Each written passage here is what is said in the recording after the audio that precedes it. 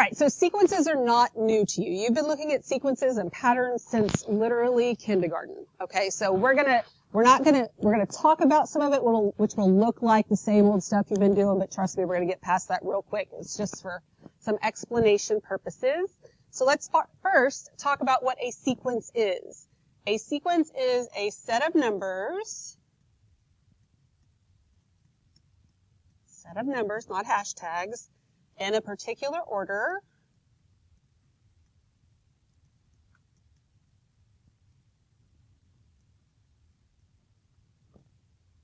or pattern. Okay. So a set of numbers in a particular order or pattern. Each number is a term.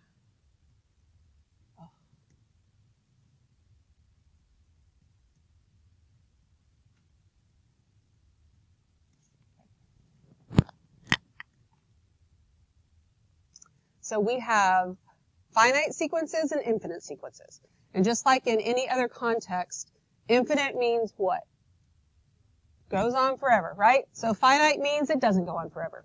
It stops at some point. It's limited. All right? So a finite sequence is a sequence with a limited number of terms.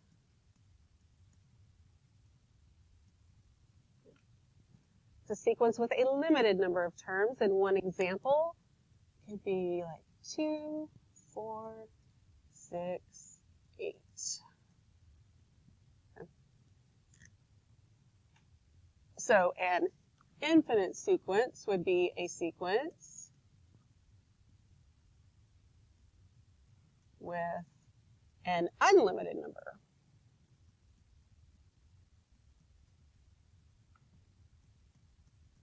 of terms.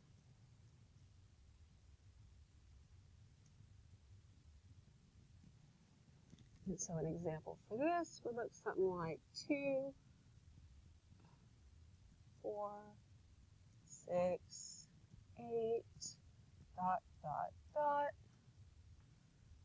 implying that it goes on forever.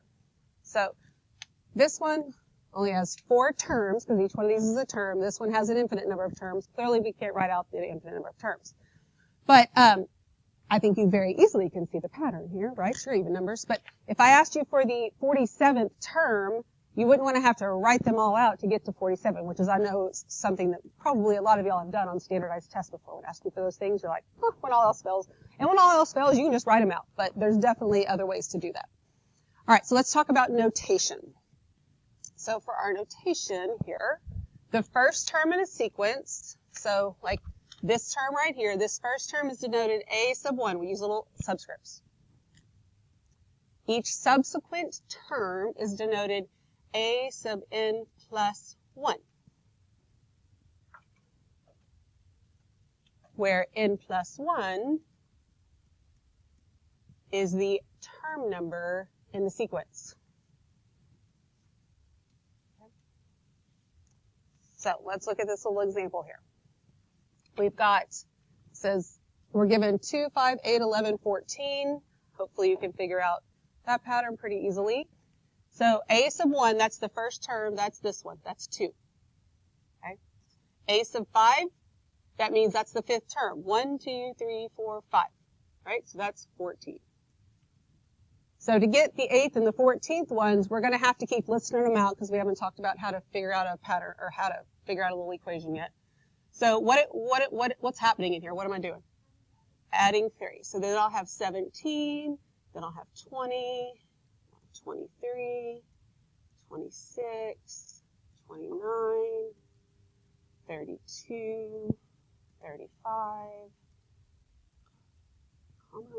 38, 41. Let's see if that's enough. So my 8th term, if this was the 5th, then 6, 7, 8 would be 23. That's 8, 9, 10, 11, 12, 13, 14, 41. Okay? So you get the idea, right? I know you can figure out the patterns. I know you can find other terms, but right now I just want to make sure you understand the notation, what it's asking you for. Okay? because the term number is like your x value and the term value is like your y value, your input and your output. All right, and that's what this says right here. Since each term value is paired with exactly one term number, that means it's going to give you a sequence as a function with the following properties. The domain is the set of term numbers. So your domain, always going to start with 1, and you just count. So if I only have 5 terms, I stop at 5. If I have 14 terms, I stop at 14. If I have an infinite amount of terms, I stop at infinity. But it's always going to be 1, 2, 3, 4, 5, starting like that. Now your output could be anything. That's your range. It's the set of term values. So again, the vocabulary here is very important because I know you understand patterns. Just like anything else with any other function, the function value is the y value. So the term number is the input, the term value is the output. In an infinite set, the domain is the set of natural numbers.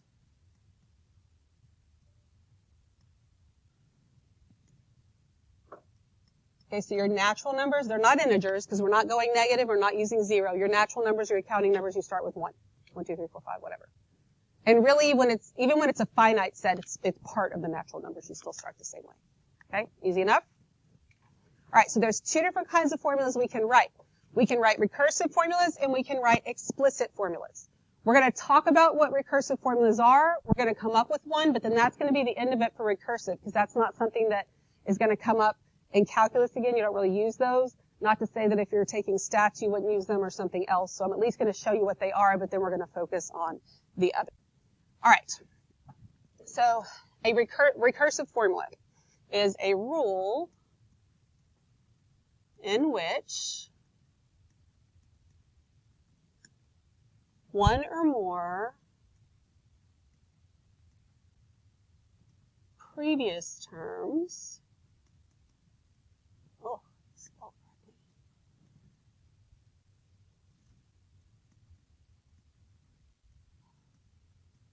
are used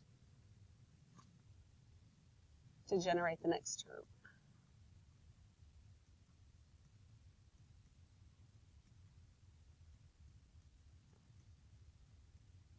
Okay, so it's a rule in which one or more previous terms are used to generate the next term.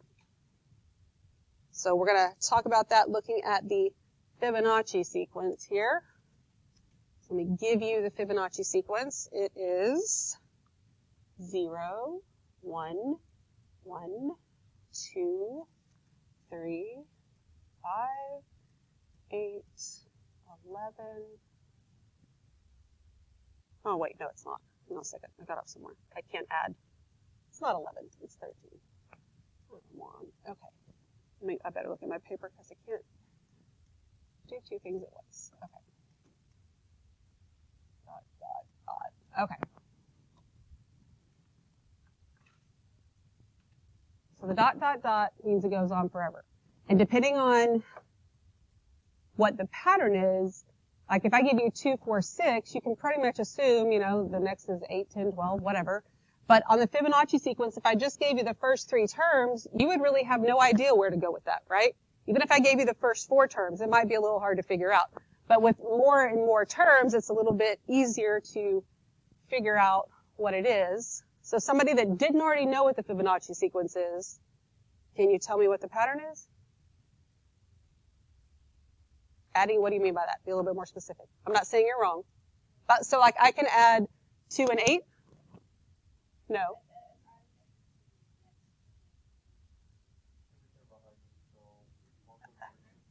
Okay, the 2 previous terms, is that what you're getting? Yeah, okay, you're right. I was just trying to make you get your words out, but okay, yes. Yes, so so to get 8, I'm going to do 3 plus 5. To get 13, I do 5 plus 8, which is 13 and not 11, which is what I wrote a minute ago, because that was, whatever. So yeah, we're adding the 2 terms before it. All right, and so in our definition of a recursive formula is a rule in which one or more previous terms are used to generate the next term. Now, that doesn't mean you can only write it in recursive, because even the ones that we're going to write as explicit formulas, we could also write as recursive formulas.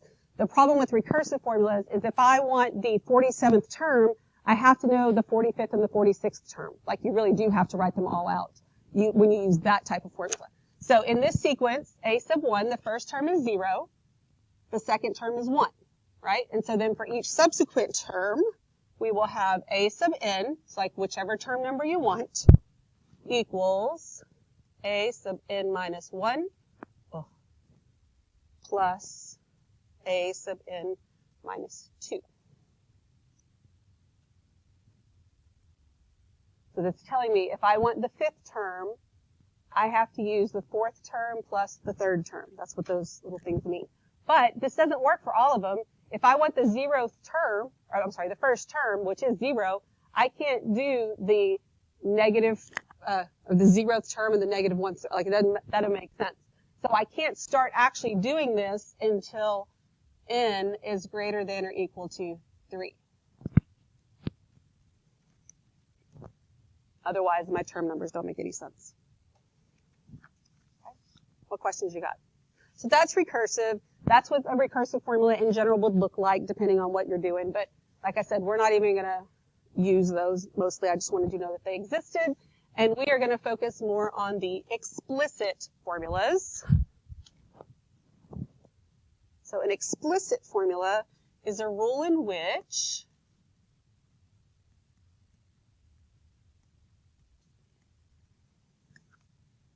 the nth term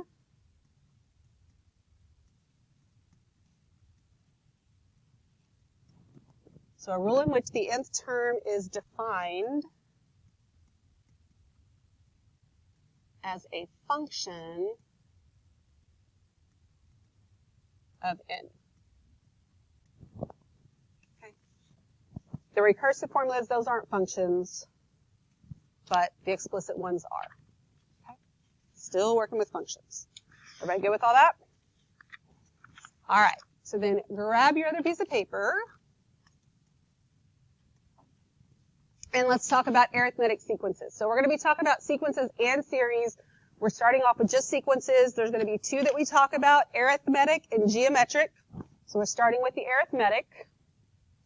And here is your definition of an arithmetic sequence. It is a sequence in which the difference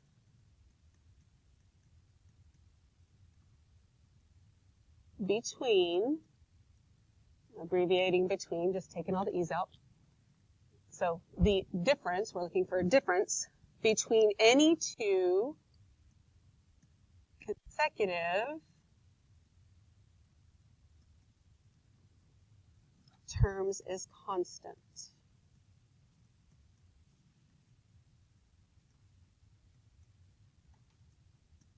Where else have we had a difference that was constant? If you have a constant difference and you graph it, what's it going to look like? It's just a line, right? It's linear, okay? You just have a constant difference there. So we'll come up with little linear equations. All right, so we're looking for the difference, and any two consecutive, we know what consecutive means, right? It's one right after another, like the fifth and sixth term or something like that. Okay, so our common difference is the numerical, and it has to be spelled out like that, like it's the numerical difference, it's not just the difference, because it's not going to be a difference of x plus 2. It's a numerical difference. It's an actual number that you're going to get. The numerical difference between any two terms. Actually, it should be any two consecutive terms.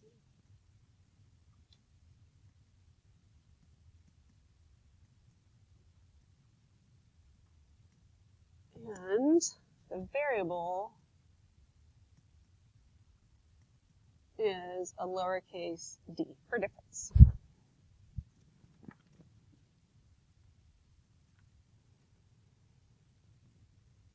Okay. So looking for a common difference.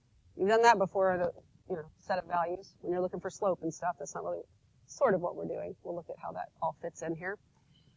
Okay, so on this next part, it says, determine the common difference, then find the next four terms. We're not going to find the next four terms. I know you're totally capable of that. And like I said, that's not really what we're going for here. So since it tells me to determine the common difference, I'm going to assume that it's arithmetic. But sometimes you have to decide whether or not it's arithmetic. So even though I look at these two and I do 37 minus 29 and I get a positive 8, I'm going to double check that, okay, when I subtract those, I get a positive 8. Like, I should get that every single time. Okay? Which means the common difference is 8.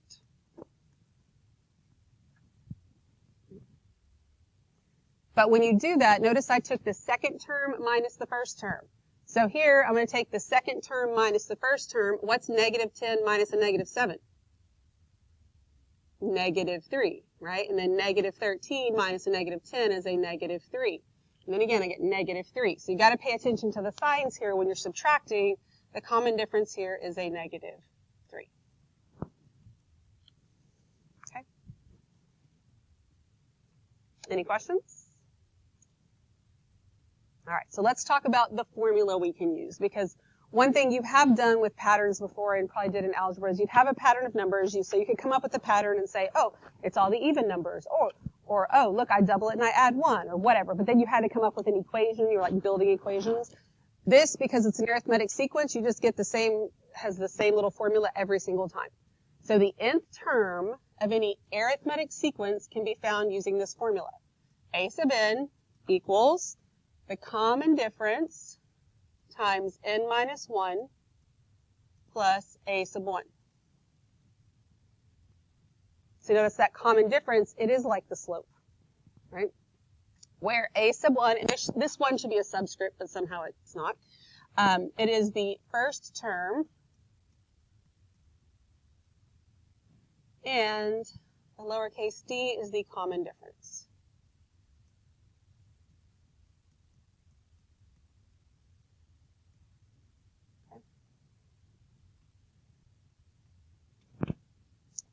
What questions do you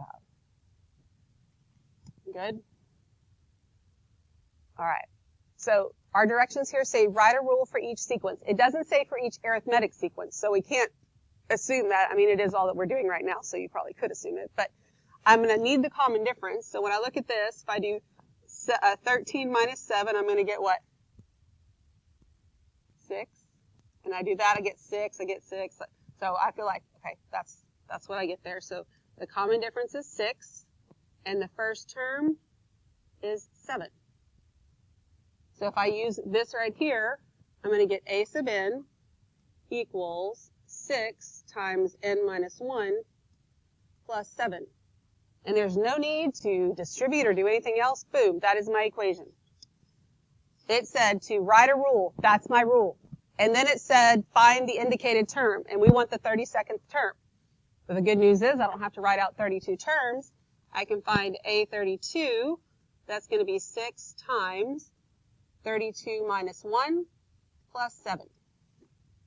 Now, you should be totally capable of finding this without a calculator, but I did put them on your tables to be nice. Plus, I think in Delta Math, some of the numbers get a little bit unreasonable to do by hand. You can easily subtract 1. So you can do 6 times 31 plus 7. There's calculators on your table for you. Tell me what you get. Or don't use a calculator. I'm fine with that too. That's even better. But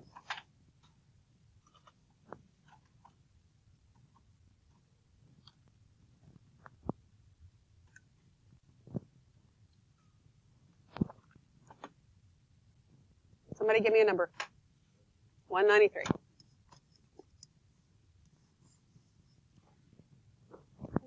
Any questions? All right, you do number 6.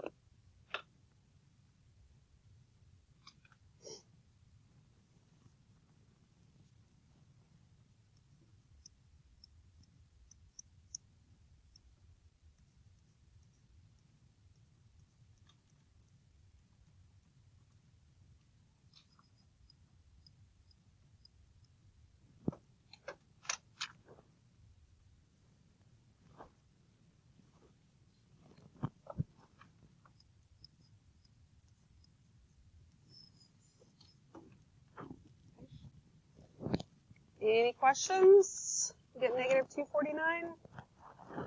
Easy enough?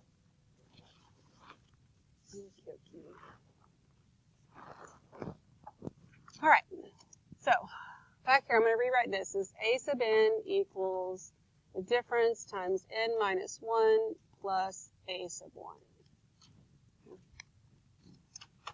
All right, so it says use the information given to find the indicated value. So instead of giving us a sequence, it has given us the first term and the common difference. We want to find the 36th term. So I know that a sub n is equal to the common difference times 29, nope, not 29, times n minus 1 plus 29. Make sure you put the numbers in the right place. So then when I want the 36th term, a 36 is equal to 7 times 36 minus 1 plus 29. And I should have stated on the last ones we did, I'm going to go back real quick. When you do this and you come up with the rule and then you come up with this, don't just jump from here to here. You got to show me that you actually substituted it in, right? So even when you're using the calculator, you have to show some work. Don't forget that. All right, so what do we get for the 36th term here? 274. Yep. Okay. Questions? All right, then let's look at number 11. So here I have the first term and the 25th term, and I want the common difference. Well, I know that a sub n is equal to the common difference that I don't know times n minus 1 plus 11, right? That's what we've been substituting in. But I have additional information here. I have A25 gives me 107, so I can substitute that in right here, right? So 107 is equal to the common difference times what's n? 25 minus 1 plus 11. So now that common difference is my only variable. So I can go ahead and subtract 11 from both sides, and I'll get 96 equals 24 times the difference. I divide, and the common difference is 4. Okay, so just like anything else. You got a formula, substitute in everything you know, and find what you don't know. We're good? All right, one more. So a sub n, a sub 1, d, I want to find n. So I know that a sub n is equal to the common difference, which is negative 5, times n, which I don't know, minus 1, plus the first term, so it's really minus 21. But I have something I can actually substitute in, right? I know what the nth term value is. It is negative 76. So I can say negative 76 equals negative 5 times n minus 1 minus 21. Do I have to distribute that negative 5? No, I do not. So I'm not going to. I'm going to start by adding 21 to both sides. That's going to give me a negative 55 equals a negative 5 times n minus 1. I'm going to divide both sides by a negative 5, so I get 11 equals n minus 1. So n equals 12. Means my 12th term is negative 76. What questions you got? Anything? We all good? Awesome. So tomorrow I'm going to give you this little thing because you just have one formula that I gave you today, but all of these go with this unit. So I'm going to give you a little reference sheet. I don't think you need it today because you only have one, and that's less time for you to throw them away, or lose them rather. But just know that go ahead and get this knocked out in Delta Math so you have practiced it, so when we move on, there's room for the new stuff.